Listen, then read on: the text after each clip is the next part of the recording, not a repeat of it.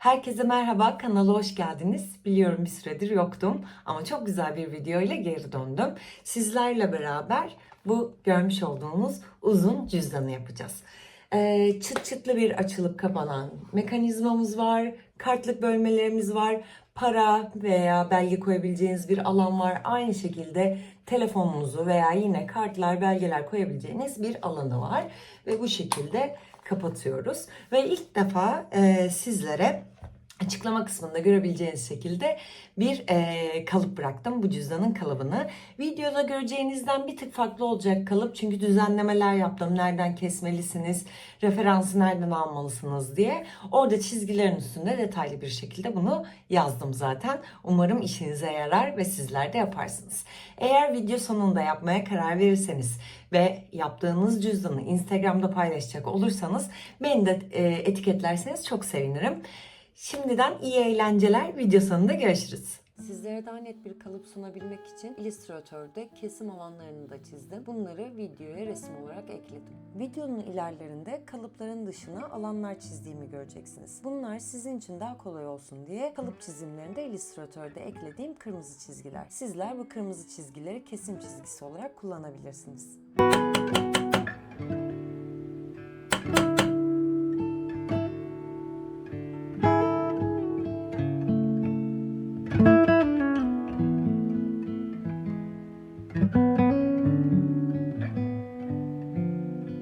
Kalıbımı deri parçasının üstüne bantlayıp öncelikle deliklerimi deliyorum. Delikler için 3 milim boşluklu zımba kullanıyorum.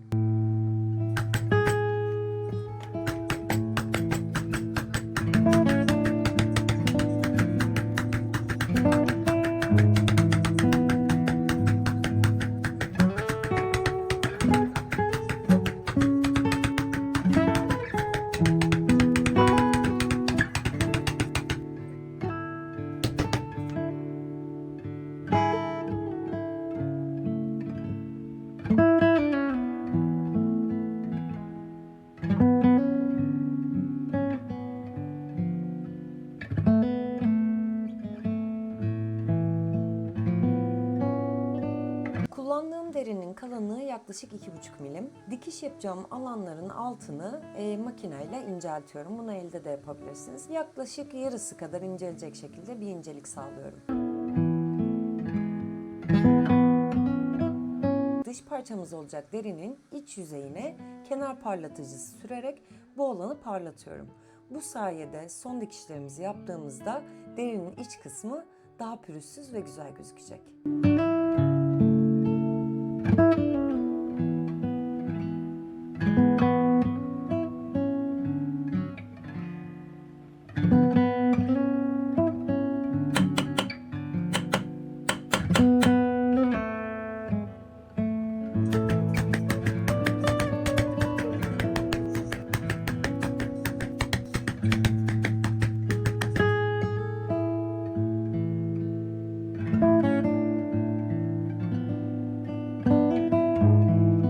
Parça derinin tamamını yarıya kadar inceltiyorum. Bu sayede çıt çıt kapamayı yaptığımızda çok kalın bir deri olmayacak.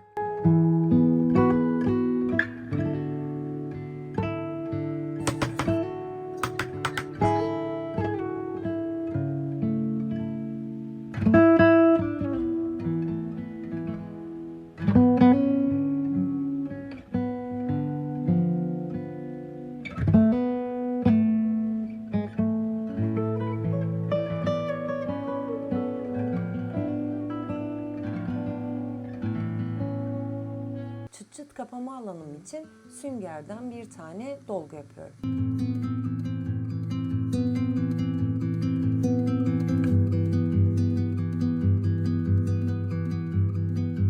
Çıt çıt kapama için hazırladığım dolgu malzemesini derime birleştiriyorum.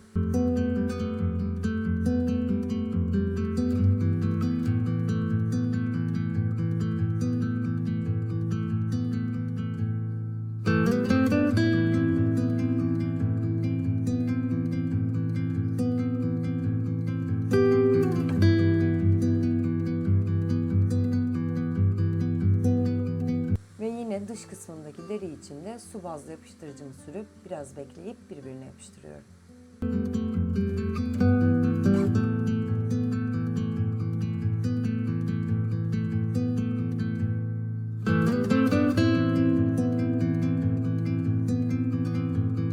yapıştırırken formunu veriyorum.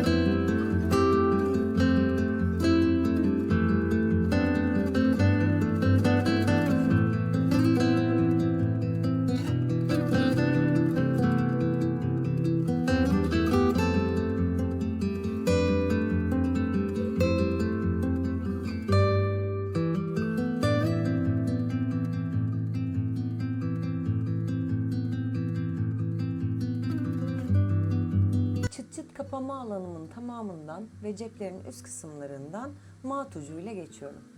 Elektrikli mat ucunuz yoksa manuel mat ucu da kullanabilirsiniz veya bu adımı atlayabilirsiniz.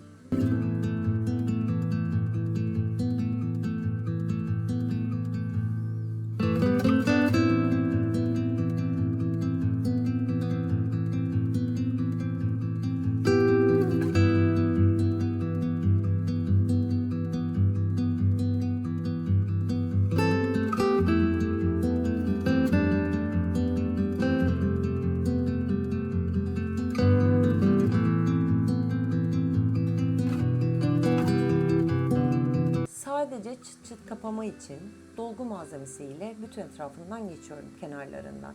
Bu sayede eğer arada boşluk oluştuysa iki derenin arasında bu dolgu malzemesi kenarları boyamadan önce bu alanları dolduracak. İyice bastırıp içine doğru ittiriyorum ve kurumasını bekliyorum.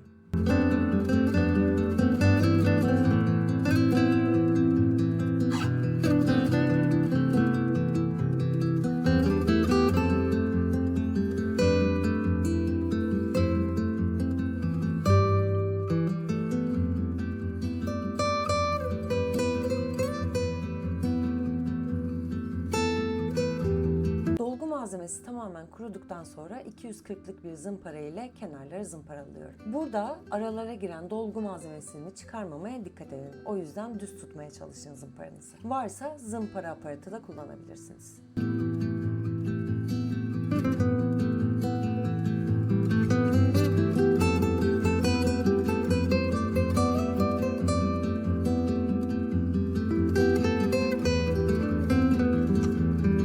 Kapama alanımızın iç kısmına deldiğimiz deliklerin üstünden tekrar geçerek dıştan da delinmesini sağlıyorum. Kapama alanının tamamı ve ceplerin üst kısmı için boyama kalemimle boyamı sürüyorum. Burada kaç kat boya süreceğiniz, yaptığınız işleme, kullandığınız deriye, dolgu malzemesi kullanıp kullanmadığınıza, kaç kat deri kullandığınıza göre değişir. Benim için cepler tek kat olduğu için 2 kat boya yeterli oldu. Kapama alanında ise yaklaşık 3 kat boyayla tamamen bitirebilmiş oldum.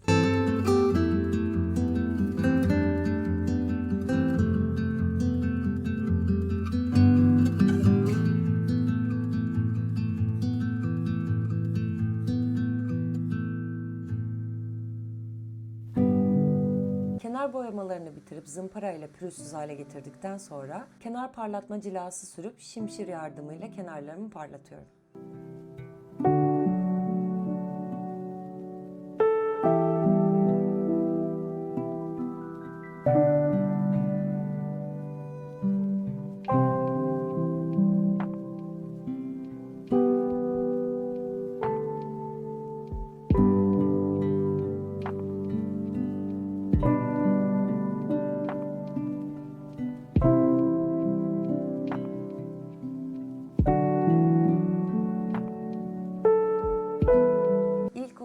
Orta kartlık cebinin alt kısımlarını nakit cebinin üstüne dikiyorum.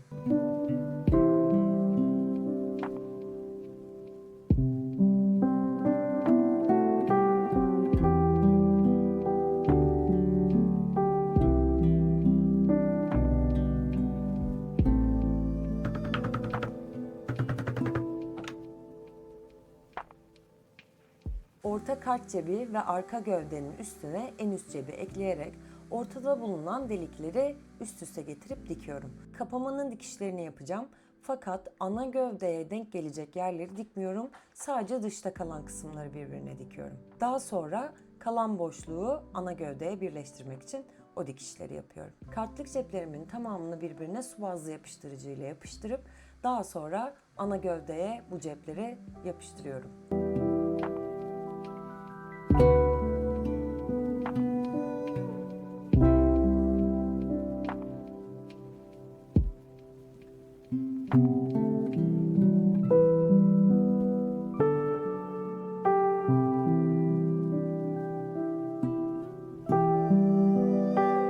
Kenar dikişlerimin tamamını yaptıktan sonra ekranda gördüğünüz kalıbın mavi olan çizgisinden derimi kesiyorum. Ve yine mavi çizgi üzerindeki köşeleri yuvarlıyorum aynı şekilde.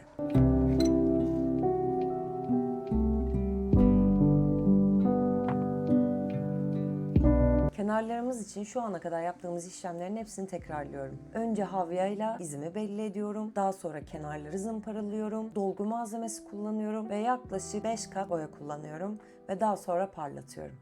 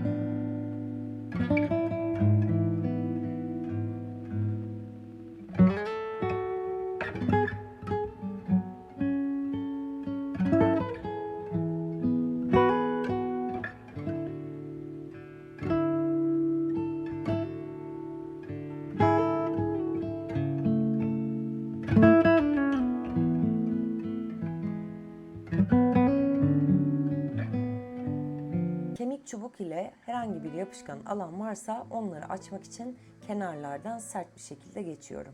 Hem bu sayede derinin biraz esnemesine izin veriyorum.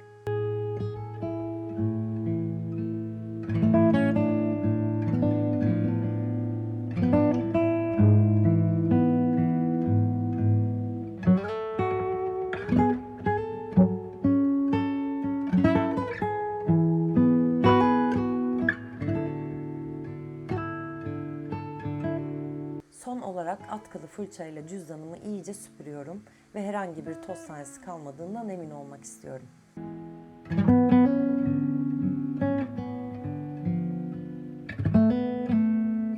Özellikle kartları yerleştirirken ilk başta zorlanıyor olabilirsiniz. Çünkü deri daha çok sert. O yüzden mümkünse elimde varsa her bir alana 2'şer tane kart koyup bir süre bekletiyorum. Bu yaklaşık yarım saat, 1 saat olabilir. Bu sayede deri birazcık esneme payı alıyor.